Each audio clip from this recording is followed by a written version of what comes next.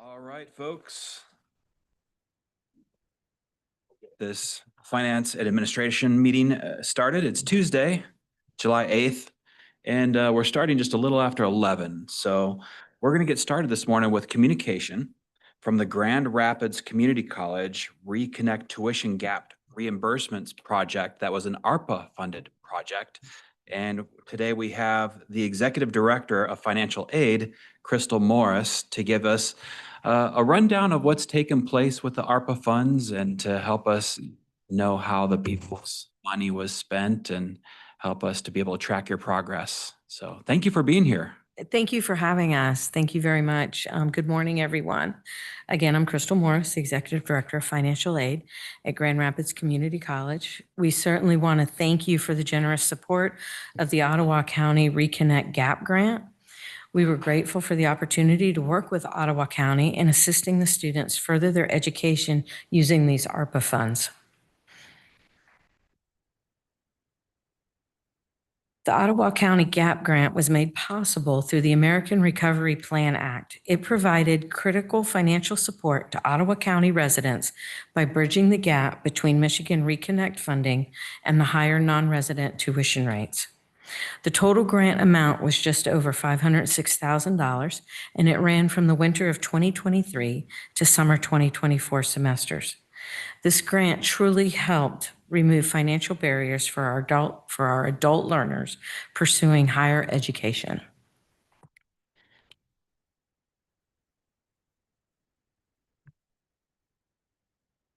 Next slide, please. So we had to determine who was eligible. The eligibility criteria was clear and targeted. Students needed to be Ottawa County residents, be considered non-residents for tuition purposes. They had to be eligible for the Michigan Reconnect, have a completed free application for federal student aid or the FAFSA, and it had to be on file, be degree or certificate seeking, and enrolled at least half-time, which would be 6 credits. This focus ensured we supported students committed to completing their education.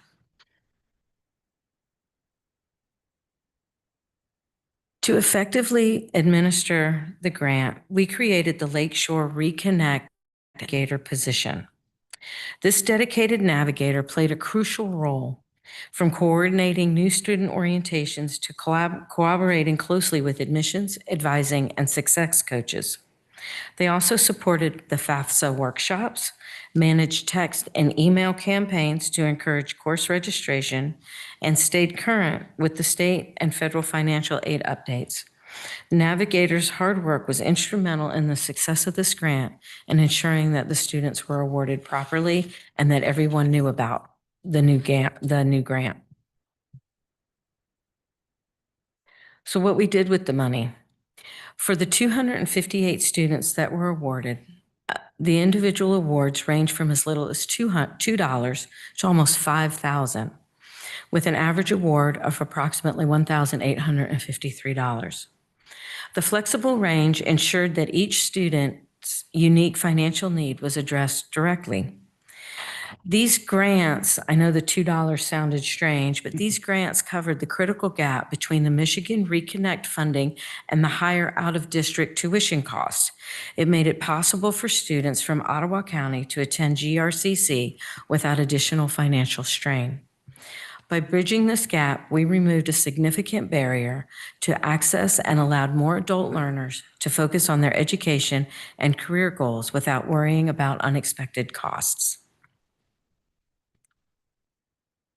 Some of the top programs that these students enrolled in, it was a very diverse set of academic interests that they had. The most common program included the health and exercise science, which would be pre-exercise, nutrition, public health, recreation, sport management, or it may have been a transfer degree to a 4-year college in Michigan. They also studied in business administration, electrical controls engineering, technology, and nursing.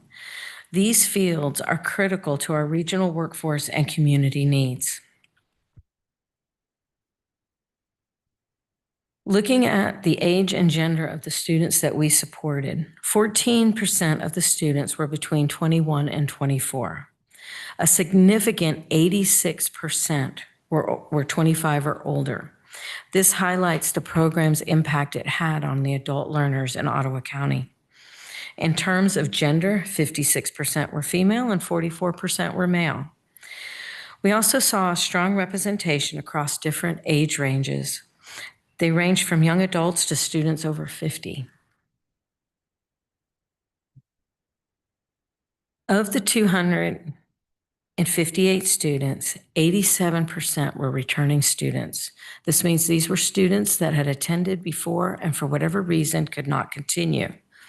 This shows how the program supported those continuing their educational journey.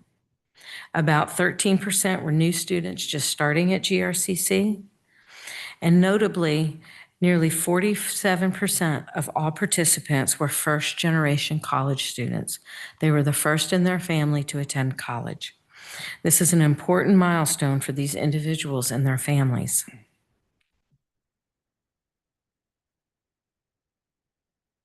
As of June 24th, 2025, the completion rate for this program was 26.75%. So nearly 27% of the students completed their program. 69 individuals earned credentials, 69 individuals earned a credential. There were 16 certificates and 60 associate's degrees. Seven of these students earned more than one credential, so they probably had a certificate rolled in with their degree.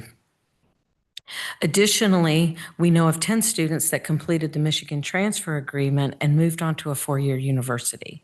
And that just tells us of the 10 that completed it. Currently, 137 of these students are still actively enrolled and working toward completion at GRCC.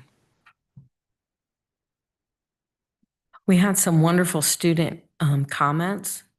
Our students' feedback underscored the life-changing impact of the support by this Reconnect Gap grant. One student shared how the grant helped them afford basic necessities while attending school. Another mentioned that their education made possible by this grant led to a new career and a $20,000 increase in income.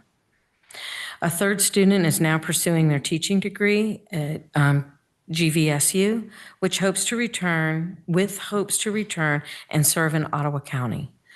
So there's a return on your investment. And I'm sure there's many more. These stories bring our data to life and show a positive impact to Ottawa County. Cameron Buck, the dean of the GRCC Lakeshore campus, noted the GAP grant has significantly reduced financial burdens for Reconnect students and opened doors that might have otherwise remained closed. We're especially proud that nearly half of the grant recipients were first-generation students.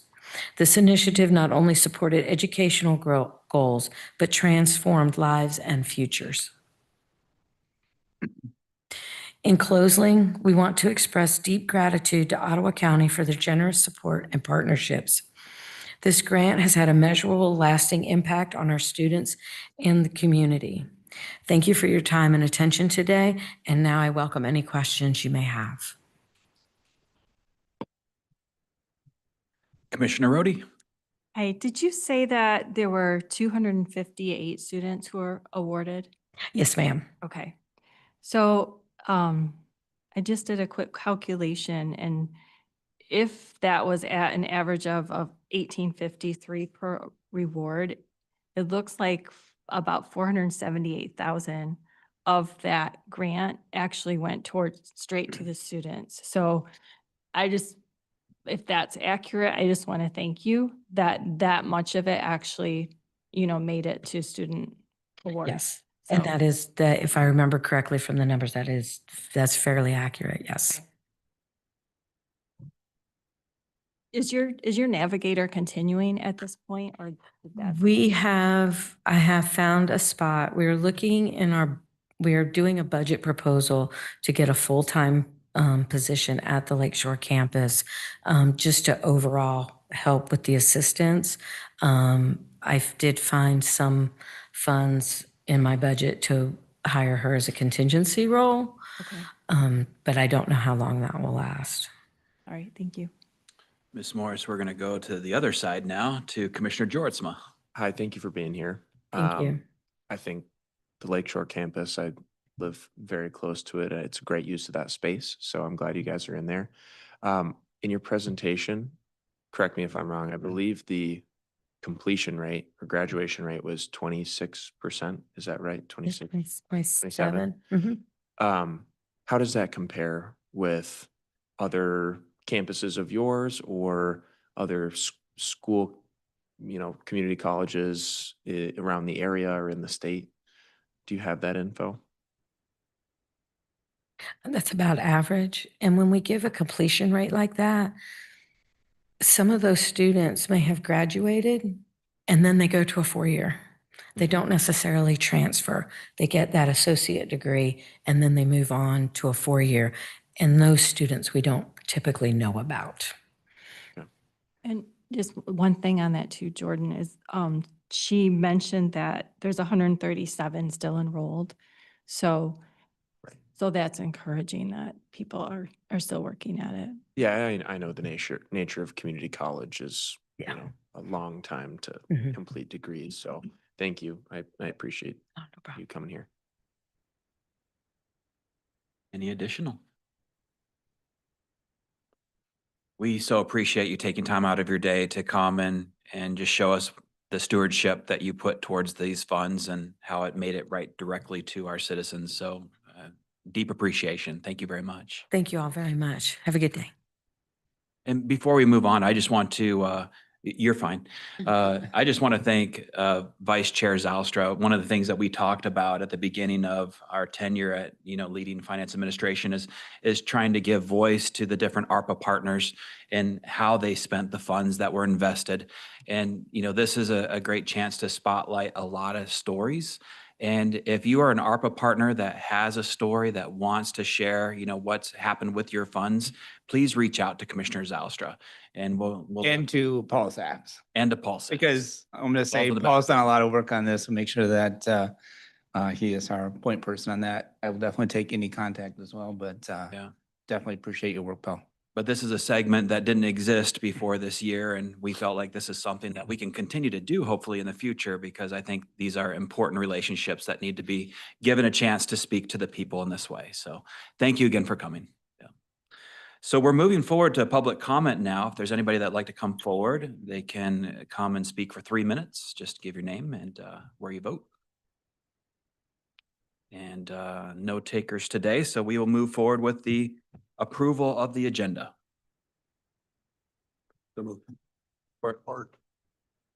Right, Ms. Sanchez, if you would call the roll.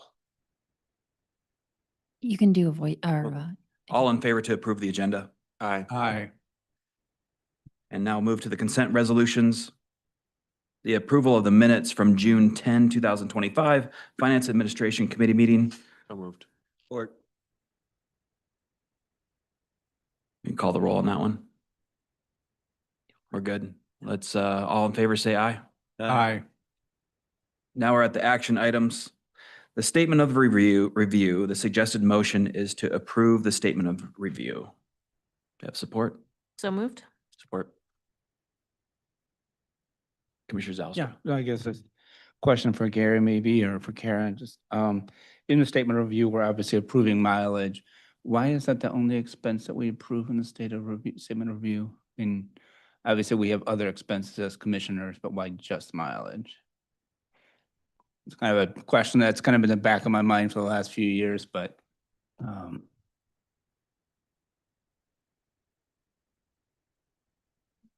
okay.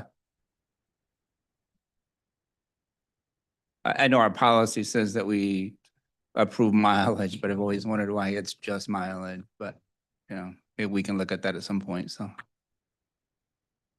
Okay, sure. Yeah, it's a good question. It's the only thing that's on there. So, Yeah, it's Yeah. pretty predictable expense, so, but I'm just curious why it's just mileage, but thank you. All right, Ms. Sanchez. Mr. Kyers, Yes. Mr. Barry, Yes. Mr. Teeples, Yes. Mrs. Rhodey, Yes. Mr. Zylstra. Yes. Mrs. Wenzel, Yes. Mrs. Medema, Yes. Mr. Drutzma, Yes. Mr. Bonema. Yes. Motion passes. All right, let's move on to the accounts payable for June 1st, 2025 through June 30, 2025. The suggested motion is to approve the general claims in the amount of $12,774,224.05 as presented by the summary report for June 1st, 2025 through June 30, 2025. So moved. Support. Any discussion? If not, let's vote. Mr. Barry, Yes. Mr. Zylstra, Yes. Mr. Teeples, Yes. Mrs. Wenzel, Yes. Mrs. Medema, Yes. Mr. Drutzma, Yes. Mr. Kyers, Yes. Mrs. Rhodey, Yes. Mr. Bonema. Yes. Motion passes. Next up is the full faith and credit pledge for drain note. The suggested motion is to approve and forward to the Board of Commissioners the resolution pledging Ottawa County's full faith and credit for the Nash Creek intercounty drain bonds in an amount not to exceed $4,100,000, with Ottawa County responsible for 16%, which equates to $656,000, and Kent County responsible for 84%, which equates to $3,444,000 of the total cost.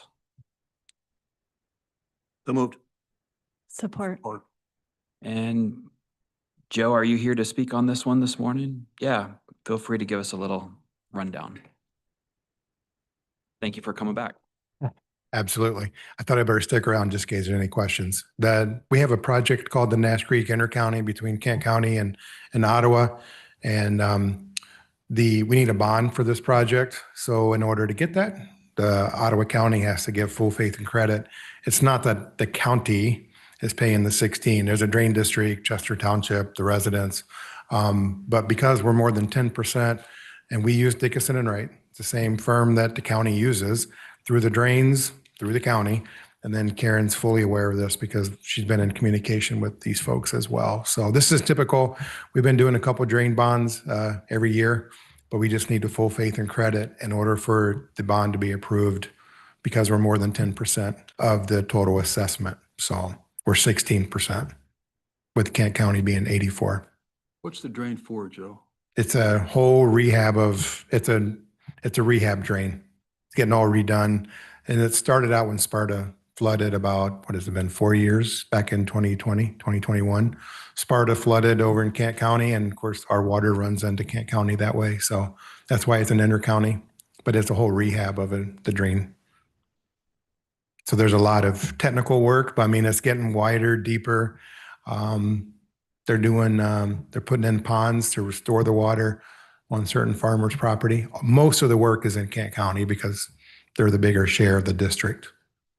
That's why we're only 16%. Kent County is 84, but it's primarily started with flooding and the residents petitioned. Is that my time up? I'm kidding. Yep. Why is everybody laughing? I'm just kidding. They know me well. But anyway, so that's why. Hopefully that answers your question. Yeah, Commissioner Barry. Yeah. Just a quick question in my mind. Yeah. It's a distinction with a difference. So this would be considered a general obligation bond as opposed to a revenue bond. Correct. Okay. Okay. I understand. Thank you. Mhm. Any others? I think we are ready to vote. Mr. Teeples, Yes. Mr. Drutzma, Yes. Mrs. Medema, Yes. Mrs. Wenzel, Yes. Mr. Barry, Yes. Mrs. Rhodey, Yes. Mr. Zylstra, Yes. Mr. Kyers, Yes. Mr. Bonema. Yes. Motion passes. Super. All right, next up is the FY 2024 intergovernmental agreement with Homeland Security Grant. The suggested motion is to approve and forward to the Board of Commissioners the FY 2024 Homeland Security Grant. And I see Director Hunt in the audience, but first let's, So moved.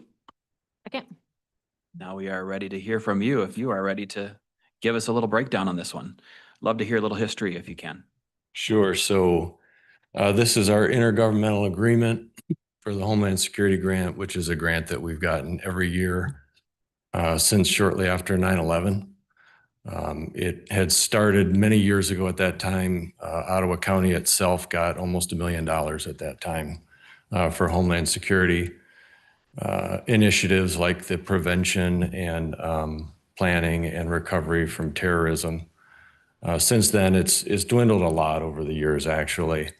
And we're at about $100,000 now is what we receive from FEMA.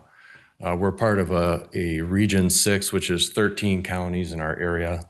So it's actually done collectively, but we do in fact get that piece that's individual to Ottawa County. And the idea, of course, is to forward all of our public safety disciplines. So again, it's something that we've done every year. I know it says FY24. The FEMA grants are a little strange in how they function on what years they're at. And then there's usually a 4-year time period for that grant, but we don't get it for quite a period of time before we're able to use it. It's funneled through the State Police Emergency Management Homeland Security Division. The State Police does take a large portion of the grant as well. So every year we're kind of uncertain as to what we might get. We have a local planning team here in Ottawa County, a bunch of different disciplines, police, fire, EMS, a whole bunch of different folks. And we talk about ways that we'll be able to spend that on any given year, but we really are relatively limited on what we can do. It has to fit the direction of the grant. Right now, the FY24 grant is in a little bit of flux. So what we're doing is we're trying to control what we can control, which is to come on board so we're ready to use that money when it finally does flow. But as you all know right now, some of those grants, again, are uncertain. So we don't know exactly what's going to happen in the near future with that. Great. Any questions? Let's vote. Hi, Mr. Kyers, Yes. Mrs. Medema, Yes. Mrs. Wenzel, Yes. Mr. Barry, Yes. Mr. Zylstra, Yes. Mr. Teeples, Yes. Mrs. Rhodey, Yes. Mr. Juritzma, Yes. Mr. Bonema. Yes. Motion passes. Thank you, Lou, for being here today. I bet. appreciate your voice and face in the community whenever the stuff hits the fan. You're the guy in front of the camera, so we appreciate you a lot. Thank you very much. You're a calm hand in a tough storm sometimes. You have one more that's coming before the board too. Is that today? It's the next one here. No? Well, all right. Stay close. The next up is the 6th District Regional Mutual Aid Agreement. And the suggested motion is to approve and forward to the Board of Commissioners the 6th District Regional Mutual Aid Agreement that identifies emergency management mutual aid between the included 13 counties during emergency disasters. So moved. All right, it's all yours again. All right, so this is basically codifying what's been done within the counties for a number of years. So again, we all collectively are able to purchase things through the Homeland Security grant, and we share those, and that's very normal. Everybody in that 13 county region has access to those different resources. This just simply codifies how that will work as far as who pays for what. And simply it's kind of a reimbursement thing. So if another county asks us to borrow some of our resources, as long as it doesn't disenfranchise us, for example, we have our own emergency disaster going on or something like that, then we would help them and then we can bill them later on. So it's collaborative with everybody and it's what we've been doing for a long time. Great. Any questions? Pretty self-explanatory. I think we can vote. And if you want to stick around to talk about the air conditioners next, you're welcome to. I am partial to air conditioners. You like the air conditioning. All right. Mr. Zylstra, Yes. Mr. Kyers, Yes. Mr. Barry, Yes. Mr. Juritzma, Yes. Mrs. Rhodey, Yes. Mrs. Medema, Yes. Mr. Teeples, Yes. Mrs. Wenzel, Yes. Mr. Bonema. Yes. Motion passes. Excellent. Thank you. Thanks. Thank you, Lou. All right, on to number 6, rooftop unit replacements. The suggested motion is to approve and forward to the Board of Commissioners the contract with Advanced Construction Group for 11 rooftop unit replacements totaling $176,000. And we have facilities here. Abby, welcome. Thank you. We are looking to replace the units on top of the Holland Courthouse. They're due for replacement due to age of equipment. So John's here to tell you more about it. Yeah, so this will be the replacement of the remaining 11 units that are on the roof. We had 3 other ones done about 3 years ago.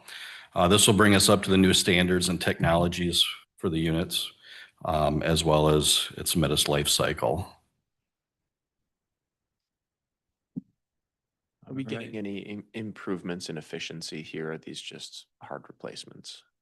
I'm sorry? Are we getting any improvements in efficiency? Just the standard improvements, low leak economizers, VFD fans, just what comes standard nowadays on the train units. Do they have any projections of how much money this could save us? No. Commissioner Teeples. Is this all part of is this all in the existing budget? Or is this new funds are these new funds that we're talking about? This is part of the CIP budget.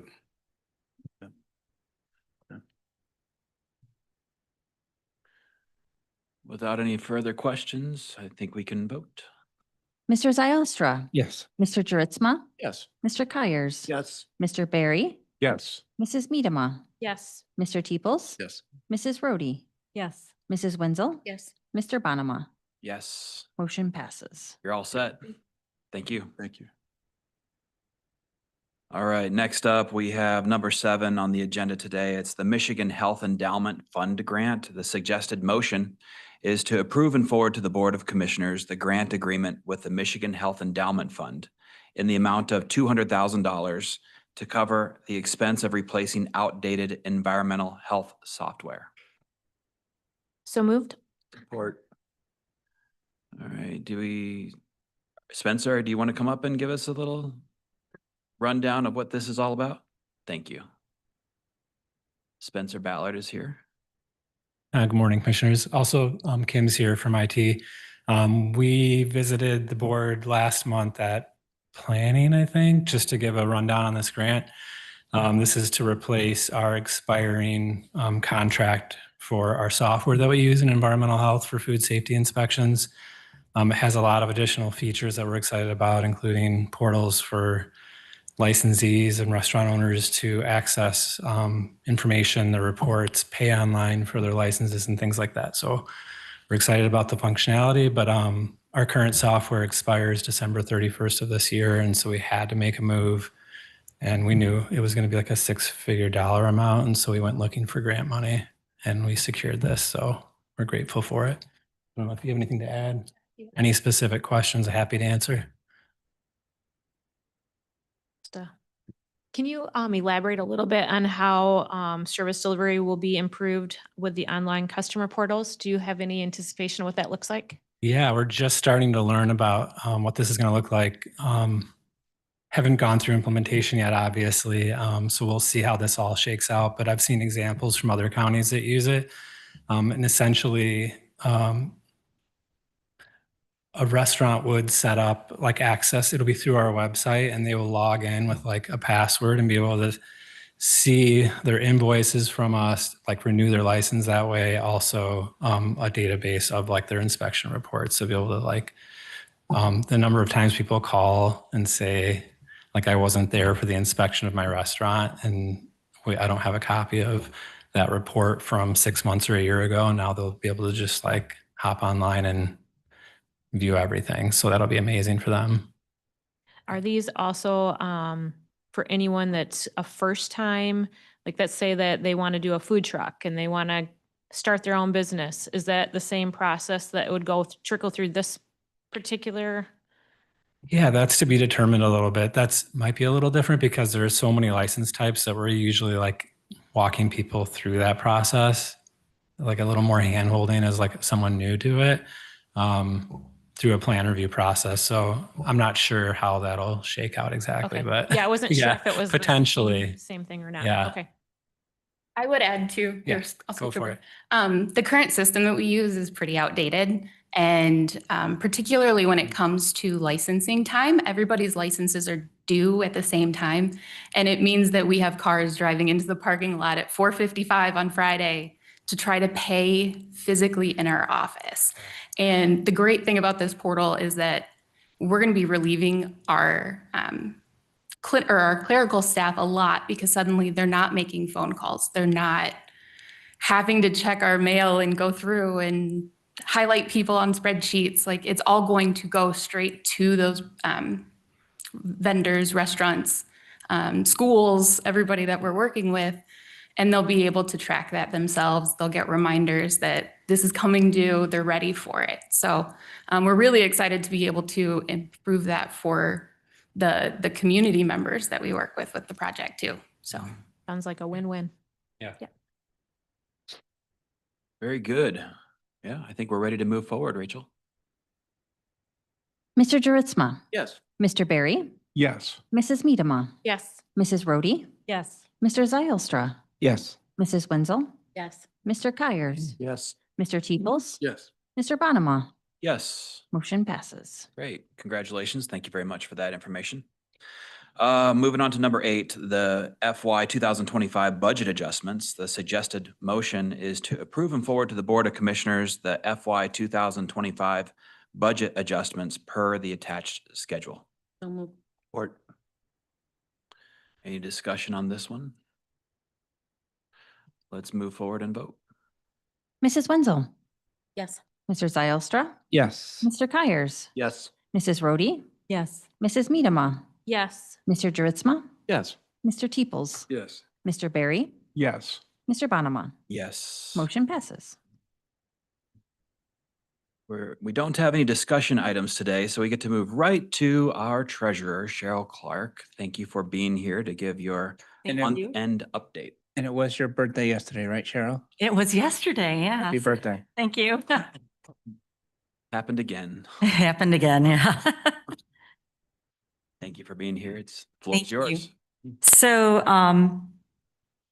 Regina is passing out my report because there you'll see in my note that there are 3 months in this calendar year where the deadline to get information into Regina for the packet is before I even get the bank statements for that month. So for me to give you accurate and more up-to-date information, we are working this out where I can just hand these out personally at the meeting, and then Regina will add them to the packet online later. So the first thing I wanted to go over is the interest yields. It's the first graph, line graph, and the interest for June was average interest 3.65%. The benchmark for June was 0.5, so we are doing a lot better than the benchmark. Rates are up a little. Munis and municipal bonds and agencies, treasuries, right around 4%. And CD rates are right around 4% to 4.25%. The last page of those graphs, we are meeting all of the requirements of the investment policy.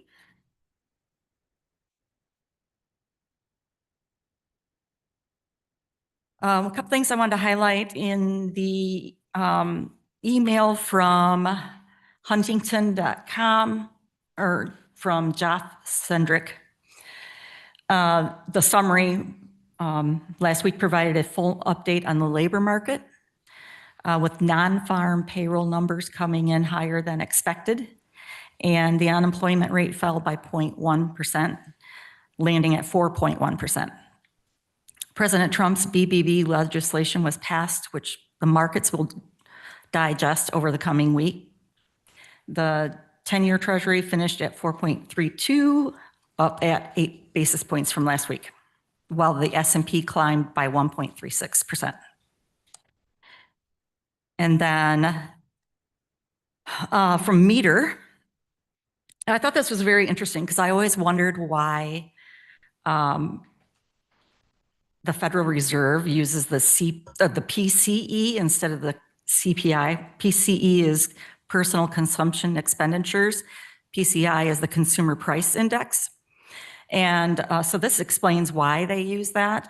The PCE encompasses a broader range of goods and services. It accounts for expenditures made on behalf of consumers, such as employer-paid healthcare. And provides a more comprehensive view of household consumption patterns. They also utilize the core rate of the PCE to guide monetary policy. The core rate excludes energy and food prices, which tend to be more volatile compared to other components. So that just explains why. I thought that was interesting. I always wondered why. That's all I have. Do you have any questions? Commissioner Zylstra. Cheryl, how do we keep beating the benchmark by so much? And what is the benchmark composed of that we're beating it by so much? So the benchmark is composed of, if you look at the short-term strategies thing that I include, up in the top right-hand corner, it says performance, cash versus 2-year treasury. Okay. I take the rate for the 2-year treasury and the 3-month T-bill and average that. Okay. And then that is the benchmark. Okay. We are doing well, and I think it is because we have been smart in how we have been investing and when we've been investing, watching the markets when things are adjusting, the rates are being adjusted. And I have Jason Conrad is our chief deputy, and he handles all of the investments, and he does a great job at watching that. Also, CD rates. We use the CDs. We purchase CDs for short-term investments, so anything like 3 months, 6 months, 9 months to a year. And we have great relationships with all of the local banks. And when Jason goes out for a rate quote request, he sends it to the banks. And then if he gets a really great rate from one bank, he will tell the other banks. And a lot of times they'll match it if they're lower. So that helps us get better rates. Great. Thank you, Cheryl. Appreciate that. Commissioner Barry. If I'm not mistaken, are you utilizing the Michigan class investment pool as part of your asset allocation? We do have some funds invested in that, yes. I was at a West Michigan Regional Planning Commission meeting, and we had a presentation from someone from Michigan class. Okay. And that was big news to some of the smaller counties that were in attendance. Yeah. At that meeting, but we don't have a lot of the county. We don't have a lot of money in Michigan class.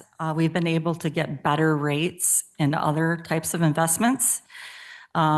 Michigan class mainly invests in commercial paper, which I don't particularly like because it's not secure. And but the Road Commission does have money with Michigan class. They have more than we do. So. thank you. Yeah. Commissioner Teeples. So Cheryl, I just want to commend you. I think the policy, the conservative, prudent policy that you've been implementing is right on. There's no sense, being risky with county taxpayer dollars. And Right. your attention to this kind of detail, month after month after month, that you come back and report to us. I just really, on behalf of the whole county, I think we just really applaud your work. Thank you. It's my passion. All right. Anybody else? Cheryl, thank you for being here today. Thank you. All right. This brings our second opportunity for public comment. And not seeing any, I want to just thank the board for your questions today and good work.